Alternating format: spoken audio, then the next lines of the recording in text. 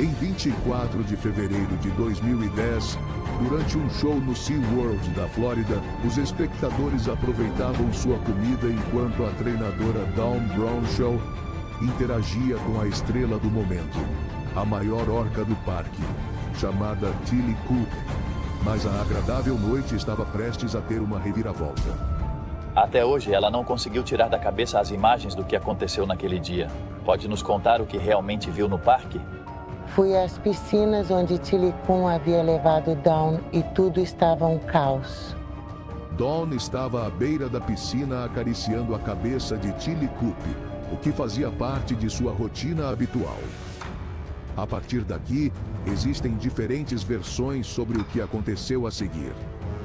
Alguns dizem que Tilly Coop a agarrou pelo cabelo, outros dizem que pelo braço ou pelo ombro.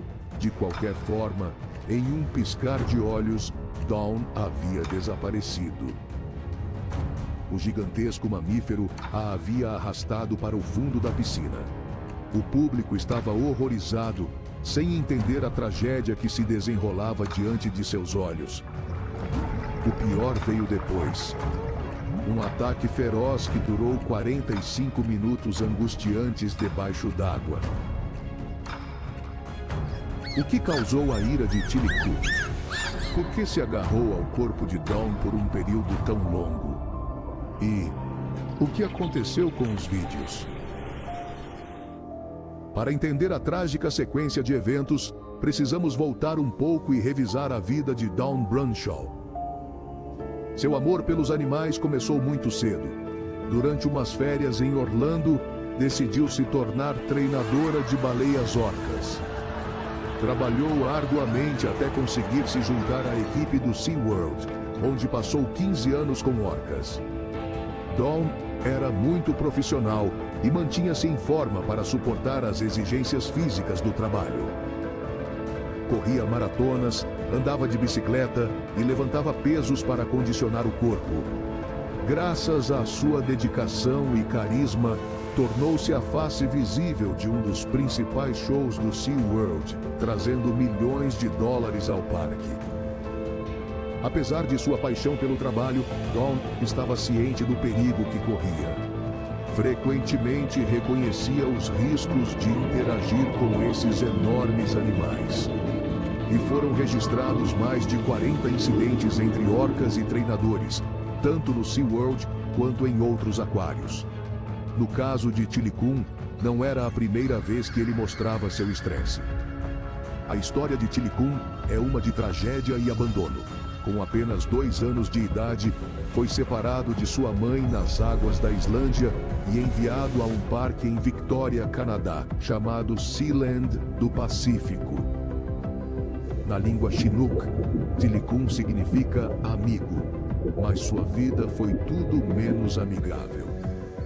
No Sealand, viveu sob condições agressivas e desconsideradas. Frequentemente lhe negavam alimento como método de treinamento e sofria ataques e mordidas constantes de 2 orcas fêmeas alfa, com as quais tinha que compartilhar seu espaço. Realizava 8 apresentações por dia, 7 dias por semana. Especialistas em animais alertavam que as tendências agressivas de Tilly Coop, exacerbadas por anos de abuso e estresse, o tornavam uma bomba relógio. Além disso, Tilly Coop era uma baleia transiente, variedade famosa por seu comportamento de caça. As orcas transientes são furtivas e emboscam suas presas. Após muitos anos sob esse exaustivo esquema de espetáculos, Tilly Coop estava prestes a ultrapassar limites desconhecidos. Sua agressividade se tornou letal pela primeira vez na morte de Courtney Byrne. Era uma estudante de biologia marinha de 21 anos que trabalhava no Sealand e um dia escorregou e caiu na piscina. Tentou emergir para respirar, mas Tilly Coop a arrastou 2 vezes até o fundo, onde junto com as outras orcas a morderam e mantiveram até que se afogou. Segundo testemunhas, Tilly Coop atacou Courtney enquanto as outras 2 baleias impediam que o pessoal do parque se aproximasse para ajudá-la. Este evento traumático levou ao fechamento do Sealand poucos meses depois, e Chili Kun foi transferido para o SeaWorld de Orlando em 1992. 7 anos mais tarde, fez sua segunda vítima. Os assistentes do xerife identificaram o homem de 27 anos encontrado morto no tanque de uma orca no SeaWorld. A vítima é Daniel P. Duke. Em 6 de julho de 1999, Daniel Dukes, um morador de rua, entrou no parque à noite e mergulhou na piscina de Chili Kun. Na manhã seguinte, seu corpo sem vida foi encontrado sobre o dorso de Chili Kun. Embora o corpo estivesse mutilado, o parque insistiu que a morte foi causada por afogamento. O incidente levantou dúvidas sobre a segurança e ética de manter em cativeiro animais tão poderosos e inteligentes. Defensores dos direitos dos animais culparam a agressividade de Chili Kun as terríveis condições em que vivia. Seus treinadores deixavam outras baleias atacá-lo até sangrar e o mantinham isolado por períodos muito longos. Rachel Berry, treinadora profissional de mamíferos marinhos, sugeriu que o comportamento de Chili Kun foi resultado da frustração e do tédio extremo, como se um humano passasse a vida inteira trancado em um banheiro. O que nos leva de volta a Dawn Brownshaw, a treinadora, que sempre tratou os animais com amor e respeito. Apesar do histórico terrível de Chili Kun, Dawn criou um forte vínculo com ele. Alguns de seus colegas dizem que Chili Kun realmente a amava. Por isso, o ataque é ainda mais surpreendente.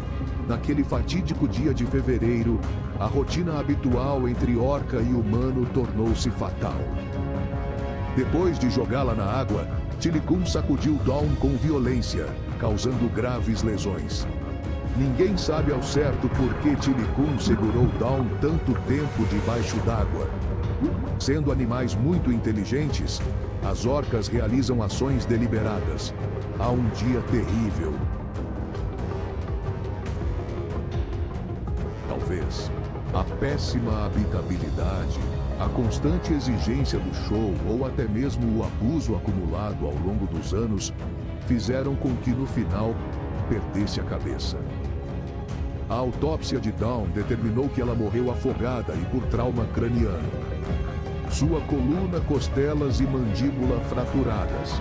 Além disso, ela havia perdido o couro cabeludo. Chili Kun também deslocou seu cotovelo e joelho esquerdo. Inicialmente, o SeaWorld alegou que Dawn havia caído na piscina por acidente e que ela era culpada por ter feito um rabo de cavalo no cabelo. No entanto, ex-treinadores e outras testemunhas discordaram completamente. Ficou claro que Chili Kun sabia o que estava fazendo. Os investigadores, junto com a Administração de Segurança e Saúde Ocupacional, recolheram gravações e fotos do ataque. Os noticiários queriam ter acesso aos registros detalhados, mas a família da vítima pediu que mantivessem segredo. Como consequência da morte de Dawn, o SeaWorld implementou mudanças significativas.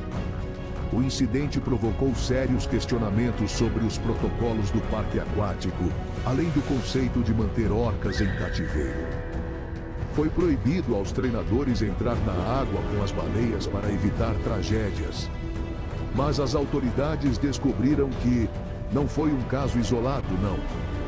Durante as 2 décadas anteriores à morte de Dawn, o SeaWorld registrou 100 casos de agressão, 12 deles resultando em treinadores feridos ou mortos.